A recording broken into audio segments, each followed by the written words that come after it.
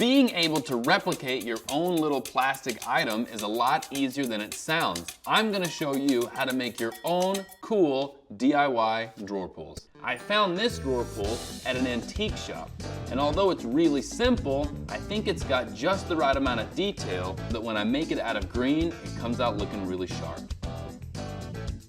First thing I have to do is make a mold. Creating a molding requires setting this inside the cup and filling this with silicone. This knob has a hole in the bottom. When I fill this cup up with silicone, it could leak in the inside.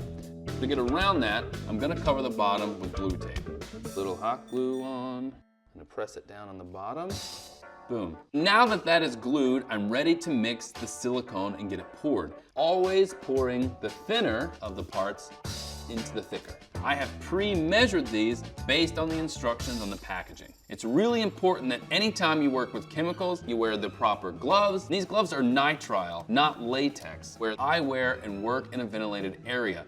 Always read the material data and safety sheets for all of your chemicals. Now I'm gonna get my mix on. 3, 2, 1, mix.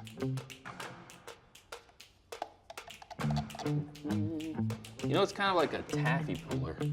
Robert, I got some taffy for you. Now I'm gonna pour it into my cup. I'm letting this hit right on top of my object, and I'm gonna let it pour all the way around without moving my pouring location. That's gonna help keep the air bubbles from messing up my casting. That's all we want. Molding is all about avoiding air bubbles. To avoid air bubbles, we're gonna give it some of this. I'm tamping this to get all the air bubbles to raise. I'm taking requests. Not only is mold making about avoiding bubbles, it's also about waiting. Let's wait 24 hours for this to cure and we'll come back. Now with this mold cured, we can take it out of the cup. Snip the edges of the cup. Discard. With the plastic removed, now I can get that knob out of there. To do it, I've got to cut it open, and it requires an extra set of hands. So I need a crew volunteer. Anybody?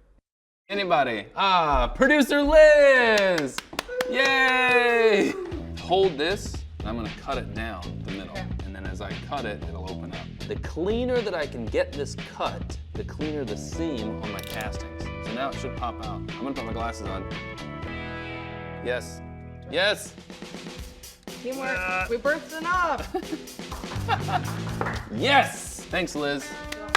With the knob out, I just need to close the mold back up with a rubber band. You can see that I've lined up the seam of where I've cut it perfectly. When I do the casting, it's gonna come out clean with no seams. A casting is anything that you pour inside of a mold. For us, it's liquid plastic, and it comes in two parts, part A and part B. And when you pour them together, they harden. But before I pour them together, I'm going to add an emerald colored dye. 2 or 3 drops of this should be sufficient.